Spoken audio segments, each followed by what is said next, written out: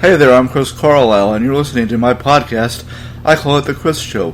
On here I talk about things I've done, places I've been, and anything else I can think of. So enjoy. And hello there, welcome to this week's episode of The Chris Show. I am your host, Chris Carlisle, and this week I'm going to tell you about going to Game 5 of the 1980 National League Championship Series between the Houston Astros and the Philadelphia Phillies. And also look at news and other things. So that's coming up right after this.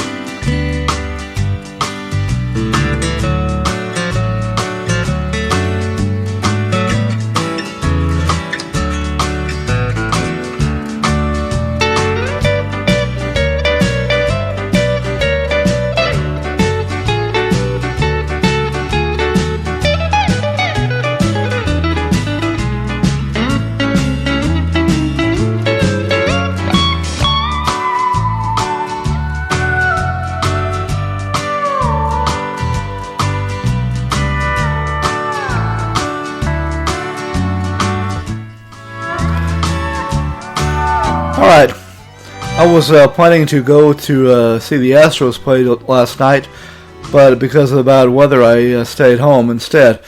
I went over to Waco and visited the Texas Sports Hall of Fame, and I took some pictures while I was there, and I made a slideshow of it, which I posted on my YouTube channel, which, by the way, the name of my YouTube channel is Chris C TV.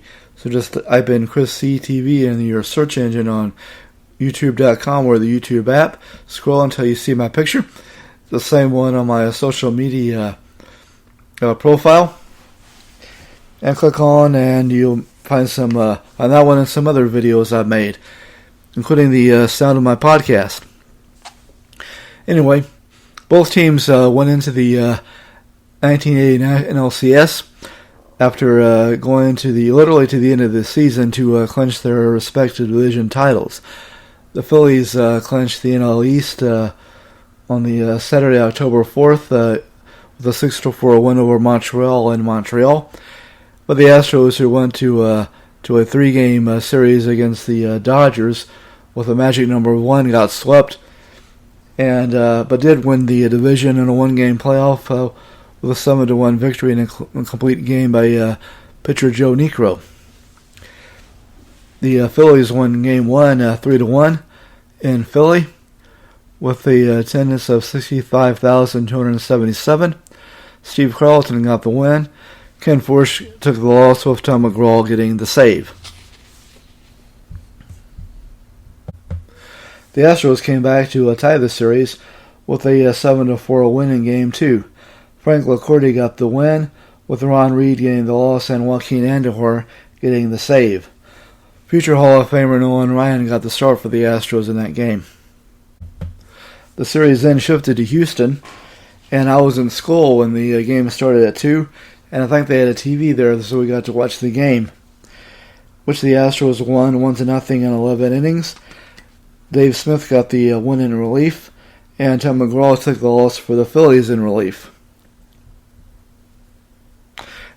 The win by the Astros, by the way, gave them a 2-1 lead going into Game 4, as they would send Vern Rule against Steve Carlton for the Phillies. Carlton was pitching on 3 days' rest.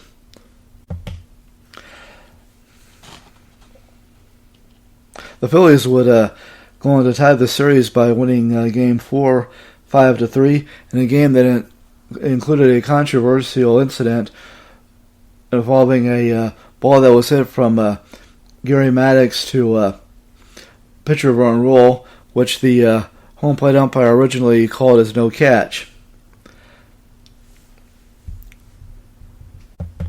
Rule then threw to Howe to retire Maddox, or double off Trio. Harvey then called time to confer with the other umpires, Ed Vargo and Bob Engel, who concurred that Rule had called the ball, and Harvey changed his ruling. Howell then, seeing McBride at third, ran over to second and touched it for what appeared to be a triple play, and that was the call by the umpires. And that's when all hell broke loose, as Phillies manager Dallas Green and Pete Rose came out to argue that Rule had trapped the ball. McBride allowed, Harvey that is, allowed McBride to return to second, determining that his original call of no catch caused McBride to run to third. Trio was out, having been doubled off first in the normal flow of the play. That then brought out Astros manager Bill Burton, who protested the decision, declaring only 2 outs, and allowed McBride to go back to second, but to no avail. The umpires then consulted with National League President Chuck Feeney, who was at the game, seated in the first row behind home plate, as was Baseball Commissioner Bowie Kuhn, who was up in a box pretty close to the ABC television booth. The Phillies then resumed their heated... Feeney agreed with the ruling, and the Phillies resumed their heated disagreement, and both teams decided to play the game under protest. Anyway, after the Astros lost that game, I bawled. I cried. Probably because I had a feeling they weren't going to come back and win the next night. And I was more disappointed about not getting the chance to go see the World Series. Anyway, Game 5 was played on October 12th. It started at 7. I think we got there right around 5:30 or 6. I went with a friend of my mother's and his son. The Phillies, of course, won the game 8-7 to take the series 3-2. It kept the series in fitting fashion with the endless surprises and excitement. The Astros got off to an early lead, 1-0 in the bottom of the first, on a RBI double by Jose Cruz. The Phillies then bounced back to take the lead on a 2-run single by Bob Boone in the second, and that made the score 2-1. The Astros saw Louis Pujols and Enos Cabell thrown out at the plate in the second and fifth, but they finally broke through to tie the game at 2 on an unearned run in the sixth, due to an error by Phillies left fielder Greg Luzinski, who, by the way, had hit the only home run of the series in Game 1. Houston then took what seemed to be a solid 5-2 lead in the seventh on an RBI single by Denny Walling. A wall pitch from Phillies reliever Larry Christensen and a run-scoring triple by Art Howe. A 3-run deficit in the eighth against Nolan Ryan seemed insurmountable, but the Phillies wouldn't die, as they loaded the bases with nobody out on 3 straight singles, including an infield hit by Bob Boone and a bunt single by Greg Gross. 2 runs came in on a walk to Pete Rose and a ground out by Keith Moreland. I think that walk to Rose was intentional, I believe, if I remember correctly.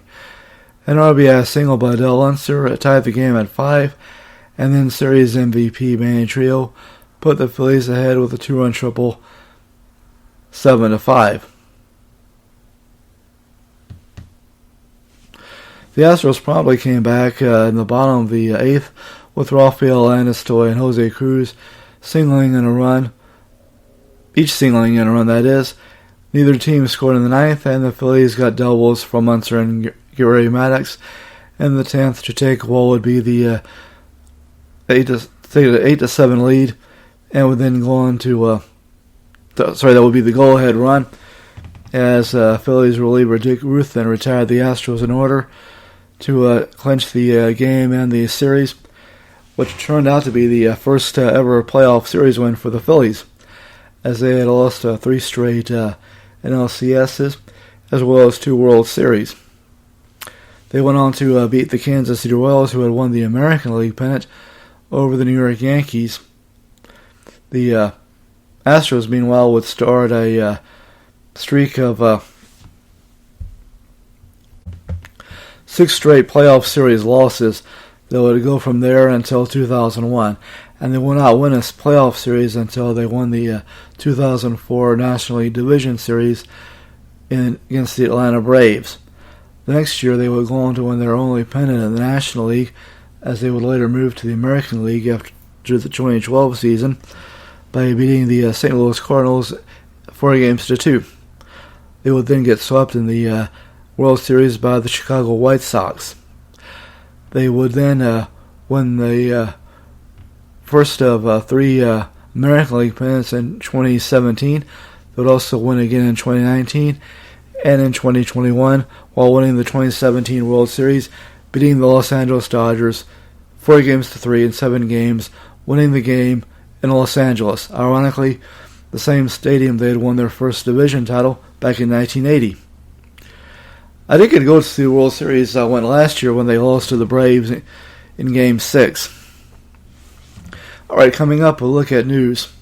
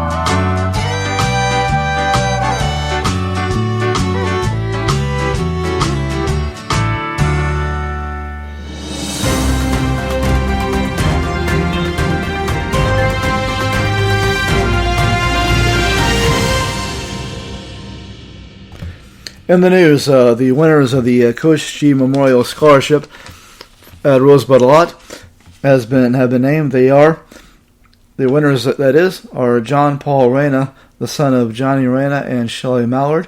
He plans to go to TSTC. And also Sydney Parkus, the daughter of Monroe and Natalie Parkus, she plans to go to Texas A&M. Monroe Parkus, by the way, graduated the year before I did. Looking at history now, May 21st, 1881, the American Red Cross was founded by humanitarians Clara Burton and Adolphus Solomons in Washington, D.C. In 1927, Charles Lindbergh completes the first solo non-stop transatlantic flight. And 5 years later, in 1932, Amelia Earhart becomes the first woman to make a solo non-stop transatlantic flight. In entertainment, in 1999, actress Susan Lucci wins her first Emmy after 19 nominations for the role of Erica Kane in the longtime soap opera All My Children. And in 1901, Connecticut enacts the first speed limit law. Also in history, on May 25th, 1787, the Constitutional Convention for the U.S. Constitution began. In 1977, the original Star Wars movie opened in theaters. I didn't see it until 1983. I'll see others when they came out. In sports, Breon Lewis, Nolan Colleague, Rolando Leon, Jeremy Ellison, and Ben Ford were from the Rosebud baseball team, received all district honors. Lewis was the offensive MVP. Colleague was the first-team All-District infield. Leon was also a first-team All-District infield. Ellison was second-team All-District infield. And Ford was second-team All-District outfield. Coming up, we'll look at Facebook friends with birthdays. And also in sports, the NBA and NHL playoffs are continuing.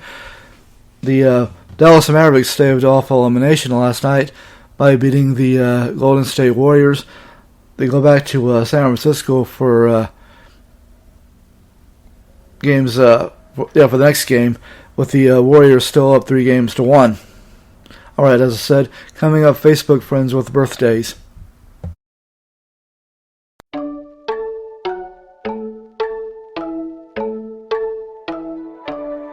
Happy birthday to you. Happy birthday to you. Happy birthday, happy birthday, happy birthday to you. Happy birthday to you. Happy birthday to you. Happy birthday, happy birthday, happy birthday to you. Happy birthday to you. Happy birthday to you. Happy birthday, happy birthday, happy birthday to you.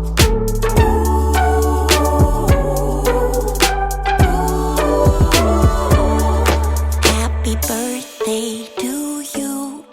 Happy birthday to you.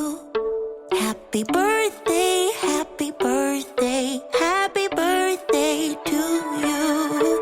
Happy birthday to you. Happy birthday to you. Happy birthday, happy birthday, happy birthday to you.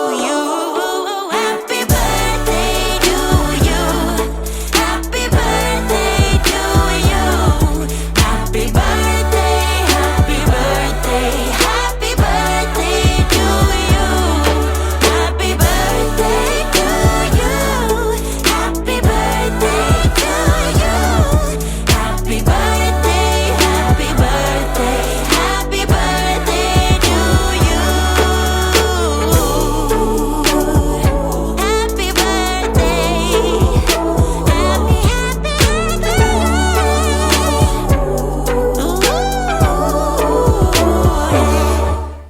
And the following Facebook friends of mine have birthdays. Shirley and Candy have birthdays May 25th, and Sheila and Sean have birthdays coming up. And that'll do it for this week's episode of The Chris Show. It is available on Spreaker, Google, iHeart, and a few others. please leave a like and a review. It's also available on my YouTube channel, Chris C TV, as I said earlier.